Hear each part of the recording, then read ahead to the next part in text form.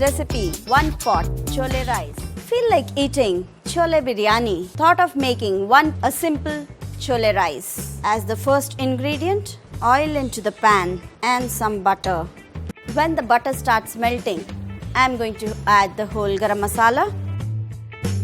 I am going to add in sliced onions. When this is little translucent, I am going to add in the ginger garlic paste. I am going to add the spices, little bit of turmeric. I am using Chole Masala here and little bit of chilli powder, the tomato puree and few mint leaves. I am going to add in the salt. I am using a canned chickpeas here, so I am using the canned chickpeas. I am adding 1.5 cups of water. Now this has started boiling. At this stage, I'll add in the rice I've washed and kept. It's time to close the lid. We shall wait for 1 whistle.